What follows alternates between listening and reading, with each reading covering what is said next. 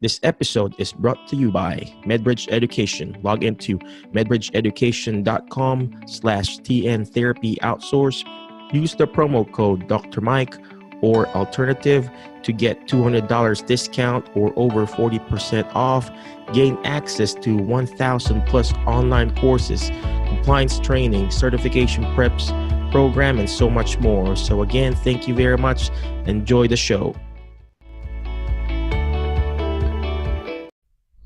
What's going on, Dementia Warriors? This is Dr. Mike Chu again, physical therapist and certified dementia practitioner. Well, first of all, thank you very much for coming and joining our weekly Thursday dementia training here at our group, Mr. Understanding Dementia. We will be sharing this special video too in our Alzheimer's and Dementia support group, and that's free there. You can also join our what you call ALZ Prime Training and Education. It's a private Facebook group too. It's very affordable. First month is free, and I think the succeeding months are like $4.99. Well, anyway, this is our Thursday dementia training. Today we will be talking about repetitive behaviors. What are repetitive behaviors? Basically, you've got patients that will keep on asking you again and again, keep on doing what they're supposed to be doing, like, rubbing their hands, rocking forward and back, going back and forth, pacing, walking, and doing whatever they need to do. So, the main cause of behavioral symptoms in Alzheimer's and progressive dementia is obviously the deterioration of the brain cells. Basically, it's like a sponge, it's just shrinking. So it's deterioration of the brain cells, which causes a decline in the individual's ability to make sense of the world. And basically, they're just going to keep on asking the same question again and again because they've forgotten if they've asked it already. That's why they forget it, That's why they forget it. So again, repetitive behaviors or perseverance or echolalia are both repetitive movements and repetitive sounds and words. So if they keep on asking the same questions again and again, words, phrases, or sound. I just have this patient right now. The patient, I'm seeing the gentleman, the husband, for a knee replacement, and his wife has dementia, and he just keeps on asking, do you need light? Do you need light? Do you need light? And the husband just keeps answering it again and again. And, it's just, again, same questions again and again, and you just have to be really patient about it. Some repetitive behaviors are obviously, they're just keep on clapping and clapping and clapping and clapping and clapping, and it's because it's a rhythm. They want that rhythm. Remember, on the brain, on the left side of the brain, they lose the language function, but on the right side of the brain, they retain the rhythm function. So clapping is more like a rhythm to those patients, and rubbing their hands, it's more like a rhythm. It's a continuous movement, a repetition. Especially when they're cold, they keep on doing that. And again, pacing. When you see a patient just walk back and forth, it's because they're trying to look for something. They're trying to either go to their job, go back home, or whatever. And of course, rummaging, wherein they keep on looking for something that they're trying to look for. Happens to me sometimes. This is my my office here, and most of the time, if I open up one drawer, one dresser on that side, and I would just keep on cleaning stuff, and all of a sudden I'm like, what am I actually looking for? Several weeks ago, or several months ago, I had to renew our passport, and I had to look for my passport in a pile of my paperwork, and along the way I forgot what I'm looking for. And what more for those dementia patients or Alzheimer's patients that we have? They may be looking for something, and along the way they forget what they're actually looking for. And that's what's going on in their brain. I was telling a story to my wife about one of my patient, and the patient said, well, make sure to get it's a husband and wife, right? Make sure to get me an orange juice when you go downstairs to go to the kitchen. And the wife said, yeah, I won't forget that. And then the husband said, yeah, just remember, I want orange juice. Make sure you get me an orange juice. And the wife said, yeah, I won't forget it. And then the wife came back with an apple juice. And the husband said, I already told you that you're going to forget what I told you, that you're not supposed to get me an apple juice. I told you to get me a pickle juice. So both of them, they have dementia, right?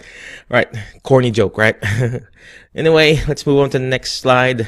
So what are the causes of repetitive behaviors? Obviously, they're overstimulated. You got, every time I go to a patient's house, they've got this radio on, TV on, I'm talking and everything, and they're just overstimulated.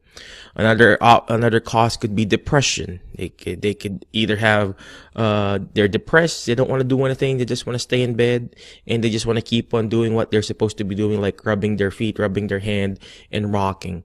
And obviously, mental issues, pain and discomfort. I've seen this all the time in the nursing home. You see them trying to stand up and walk, not because they just want to stand up and walk, but because they have back issues. Just imagine you've got these patients in the nursing home, and then you tell them, hey, sit down, sit down, sit down, and they want to get up and stand up and walk. And just, I'm sitting down here for like how many minutes? Probably 5-10 minutes already. And I'm already having some discomfort sitting down here. What more for your patients? Just imagine some wheelchairs in the nursing home. Some patients, they don't even have a cushion there. It's just a regular sling chair. And just imagine that sling chair is causing pelvic imbalances on that patient. Just imagine you sitting on a sling chair, sling wheelchair. If you don't have any cushion there, it's going to make you, discomfort on that wheelchair. I mean, I have a nice chair here, and I'm already having some discomfort. What more for your patients who are in a wheelchair? So you have to check out their cushion too. If it's a good cushion, a Roho cushion or whatever fancy gel cushion you have. It could be also bathroom needs, if the patient just really wants to go to the bathroom, or they're wet, they have dementia, they can't express themselves. Just imagine you're wet in your briefs and your diapers, and you got nurses and CNAs and therapists coming in every 2 hours just to check on them. Imagine, they're already soiled and wet, and they're going to be really irritated. And also medication side effect, that's a big factor if they take any kind of medication. Changing environment, I had this one patient, they just recently moved her to an assisted living, and she just keeps on asking, is this my house? Is this my house? And I mean, the family did a good job in creating, and bringing her own stuff at home, her actual bed, her actual, bed frames, where the lamps are positioned, because I told him that, I told him, hey, you try to simulate her environment, where her bathroom is at, where the lighting is at, where the lampshade, where she gets out of the bed. If she used to get out of the right side of the bed, make sure that's where she's getting out, and that way she prevent getting confused. But even with that, she still got confused. And last but not the least, mental status change. What's mental status change? Obviously, there is a change in your cognition or mental status. It could be UTI. It could be pneumonia. It could be another stroke. It could be dehydration. We don't know. So if you see a patient having some mental status change, you have to be really on top of it, especially UTI. That's very, very common nowadays, because patients, they forget to drink water. When they forget to drink water, obviously, they get dehydrated. When they get dehydrated, they get UTI. So that's one of the factors, or several factors that we have. And then what can we do? So obviously, here are some non-pharmacological things we can do, and this is what only we can do as a caregiver.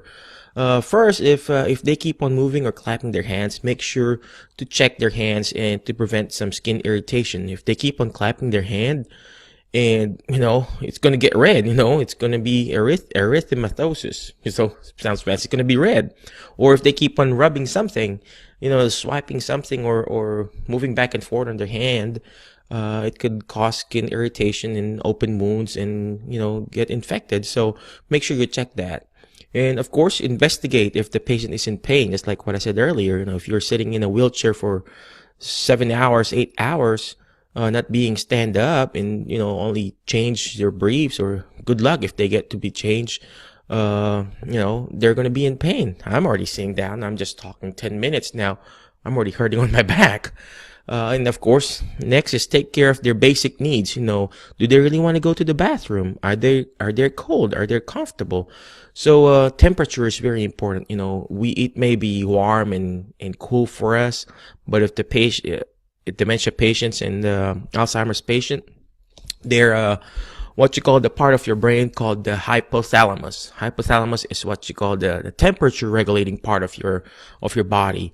And most of the time, I check patients their temperature when I go to them, and they're not even reading high temp, but they already have UTI because their temperature regulating system is already broken, their hypothalamus, and it's just part of the brain. Just like, for example, in the house, it may be too cold or too hot, but your thermostat is not really working, and that's the part of your brain that controls your thermostat. You may touch them; they may look like they are comfortable, no temp, but they may have probably fever inside of them. So, take care of the basic needs: the toileting, if they're cold or not, and are they comfortable? Especially those patients who are taking blood thinners.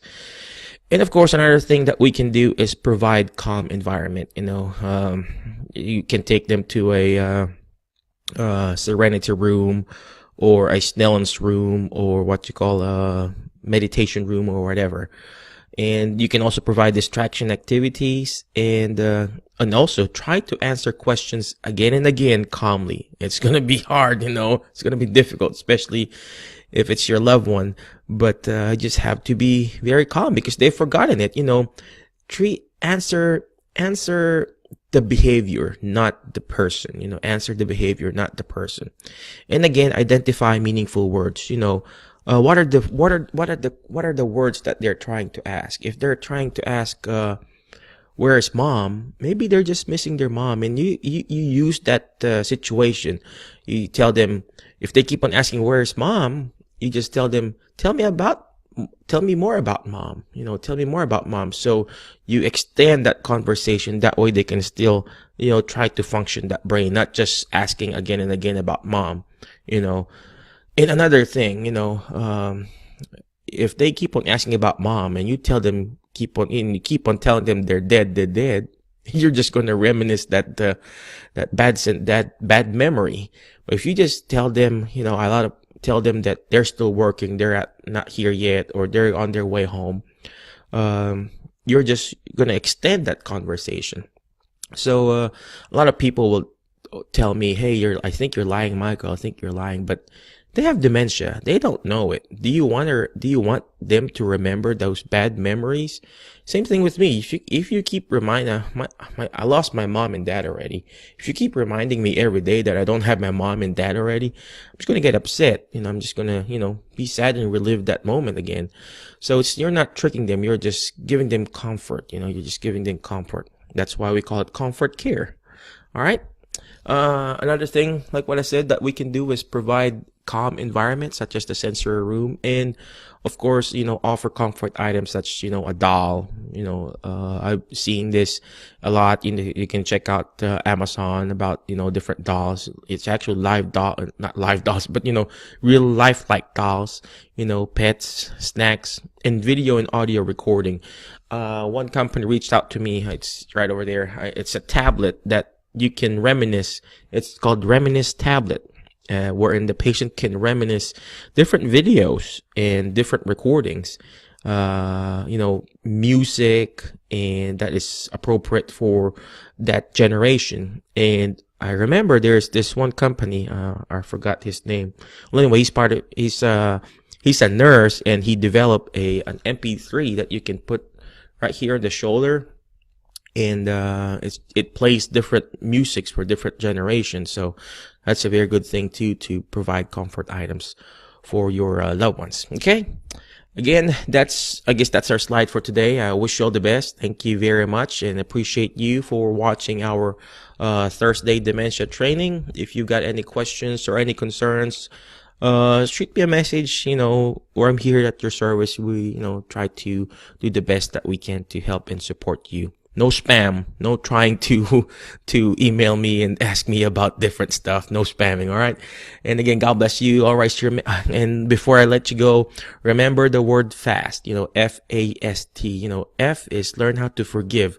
Forgive. A lot of people, you say forgive and forget, but you learn how to forgive because when you learn how to forgive this disease, forgive the people that hurt you, you're going to be able to move on forward and understand more about dementia. And letter A is take action on it. All this training that we're doing and this webinar, this video I'm doing, it's not going to do you good. It's not going to do me good if you guys don't take action on it.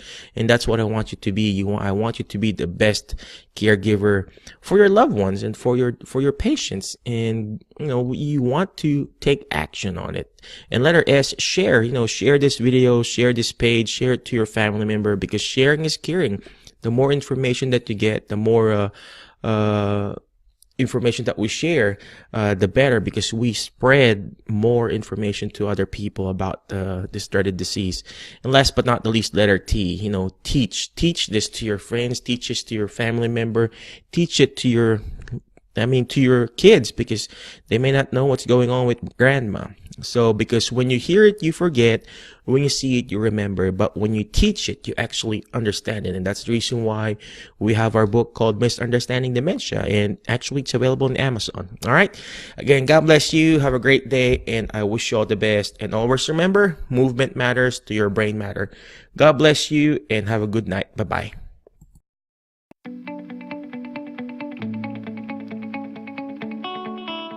Thank you for listening to our show for today. Again, if you need education, you need CEU courses, log into medbridgeeducation.com/TN Therapy Outsource.